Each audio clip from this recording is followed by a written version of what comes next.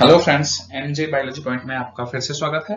Welcome to MJ biology point. आज का जो हमारा टॉपिक है वो प्लांट प्रोडक्शन का डेवलपमेंट ऑफ मेल गैमेटोफाइट।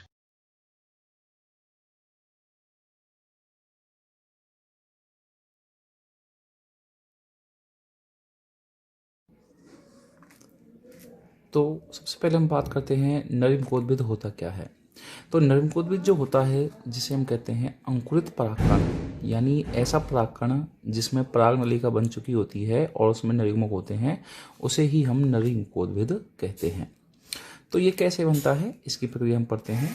इसमें सबसे पहले जो टॉपिक आता है वो आता है लघु बीजाणु जनन, यानी लघु बीजाणुओं का बनना। तो जो लघु बीजाणु जनन है उसे हम कहते हैं लघु बीजाणुओं का बनना। इस प्रक्रिया में ये, जैसा कि आपको चित्र में दिखाई दे रहा है, ये एक परागकोशीय संरचना है जिसमें ये 4 लघु बीजाणुधानियाँ हैं। इस लघु बीजाणुधानी में से प्रत्येक लघु बीजाणुधानी की प्रत्येक कोशिका, ये कोशिका जिसको मैं बाहर निकाल रहा हूँ, जैसे ये कोशिका हो गई, ये एक लघु बीजाणु मात्र कोशिका कहलाएगी। लघु बीजाणु मात्र कोशिका, ये जो कोशिका होती है ये सबसे पहले अर्धसूत्री विभाजन करके 4 लघु बीजाणुओं का निर्माण करती है। ये 4 लघु बीजाणु बनाएंगी। ये चारों लघु बीजाणु शुरुआत में एक दूसरे से जुड़े हुए होते हैं। ये अर्धसूत्री विभाजन होगा। तो ये अर्धसूत्री विभाजन द्वारा 4 लघु बीजाणु जानते हैं। ये चारों लघु बीजाणु आपस में जुड़े होते हैं। ये जुड़े होते हैं कैलोज नामक परत से। कैलोज, तो ये कैलोज परत जो होती है ये इन चारों लघु बीजाणुओं को जोड़े रखती है। आपको बता दें कि ये जो चारों लघु बीजाणु हैं जो आपस में जुड़े हुए होते हैं, इसे हम कहते हैं लघु बीजाणु चतुष्क, क्योंकि ये चारों आपस में जुड़े हुए हैं। ये चारों का जुड़ने का क्रम अलग अलग प्लांट में अलग अलग प्रकार का होता है। ये चतुष्फलकीय होते हैं। चतुष्फलकीय में आपको एक साइड से केवल 3 लघु बीजाणु ही दिखाई देंगे, चौथा लघु बीजाणु पीछे की साइड होगा।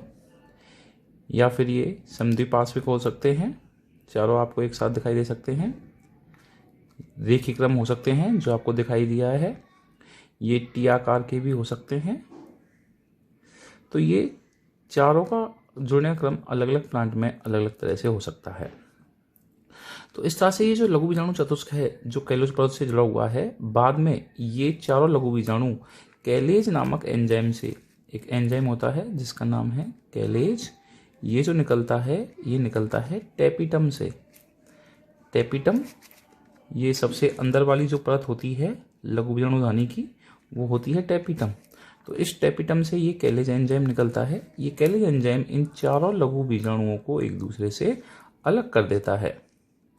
अब ये एक अगुणित लघु बीजाणु है, ठीक है। इनमें से हम किसी भी एक को लेके चलते हैं। तो ये एक अगुणित लघु बीजाणु हो गया।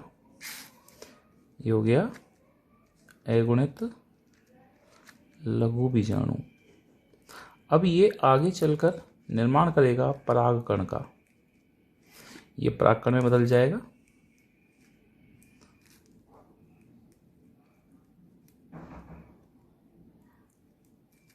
तो ये एक परागकण बन जाता है।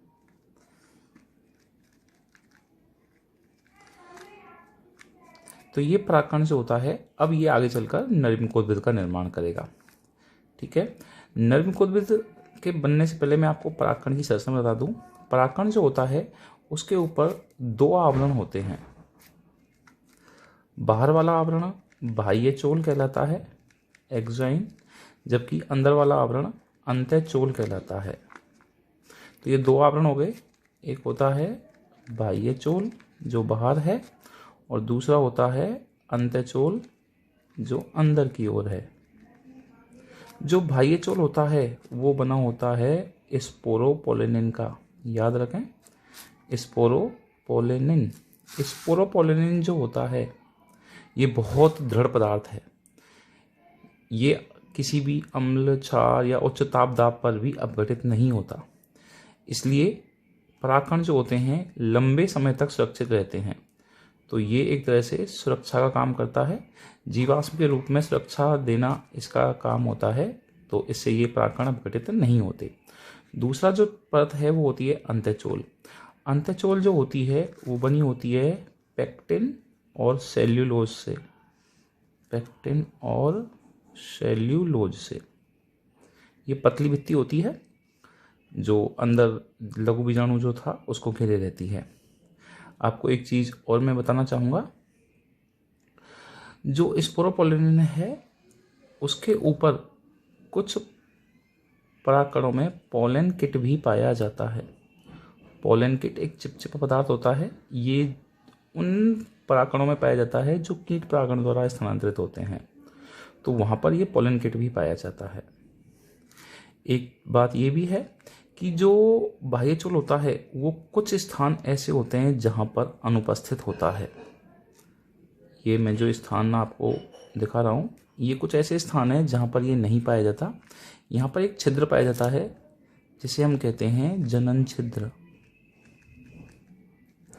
जनन छिद्र, ये जो जनन छिद्र होते हैं, ये जनन छिद्र परागण की क्रिया के बाद काम आते हैं। इन जनन छिद्रों से होकर ही पराग नली जो होती है वो बाहर निकलती है इस परागकण से। ये टॉपिक आप परागण की क्रिया में भी पढ़ेंगे। परागण क्रिया के बाद जब नरम का परिवर्धन का दूसरा चरण आएगा तब ये काम आता है।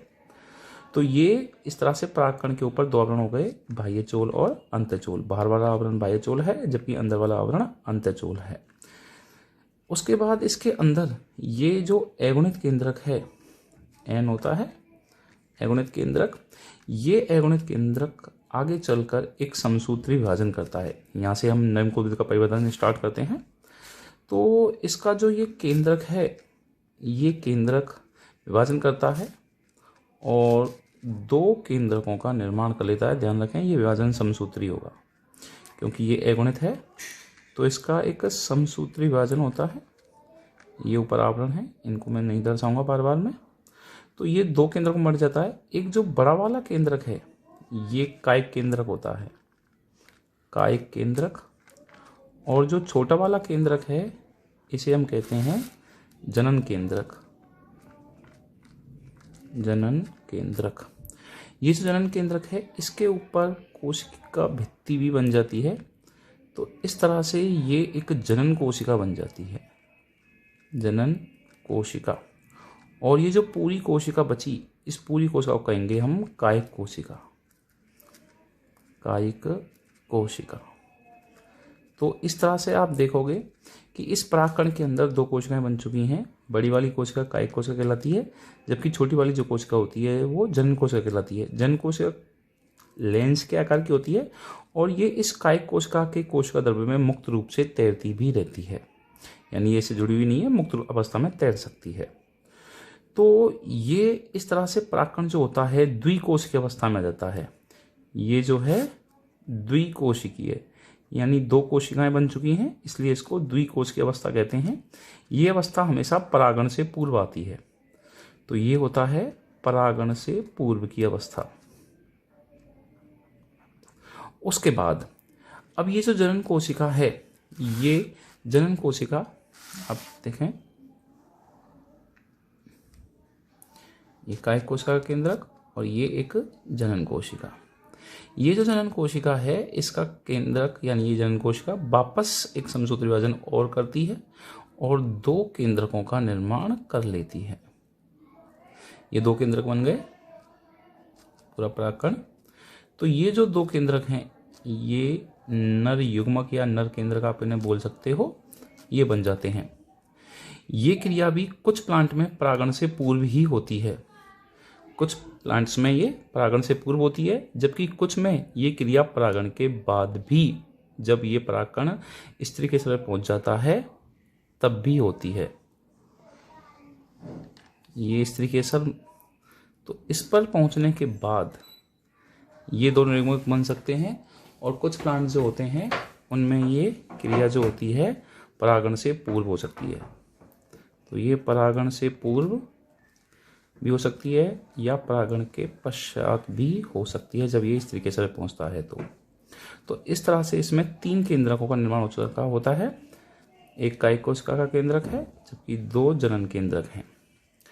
उसके बाद जैसा कि मैंने आपको बताया था कि परागकण का जो अंत्यचोल होता है, अब ये जो अंत्यचोल है, ये अंत्यचोल जनन छिद्र से होते हुए, यहाँ पे मैंने आपको बताया था चित्र में कि यहाँ जनन छिद्र होते हैं, तो ये जो अंत्यचोल है, ये अंत्यचोल इस स्त्री केसर पर कुछ द्रव पदार्थ होता है, शर्करा का सा घोल होता है, उसको अवशोषित करता है और अंत्यचोल जो होता है उस जनन छिद्र से होते हुए इस स्त्री केसर में प्रवेश करने लगता है। ध्यान रखना, ये परागनली बनती है और ये परागनली हमेशा अंत्यचोल से ही बनती है। ये है परागनली।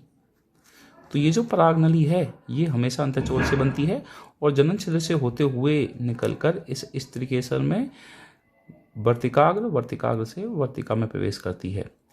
इस परागनली के साथ ही ये दोनों नर केंद्रक भी गति करने लग जाते हैं और इस परागनली के माध्यम से ही ये स्त्री केसर में प्रवेश कर जाते हैं।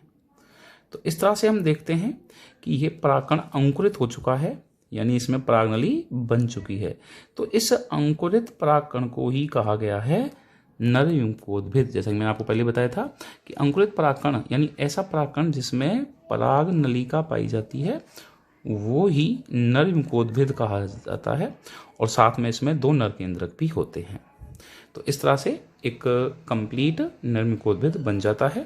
इसके बाद की घटना निषेचन में आती हैं जो आप अगली मेरी वीडियो में देख पाएंगे।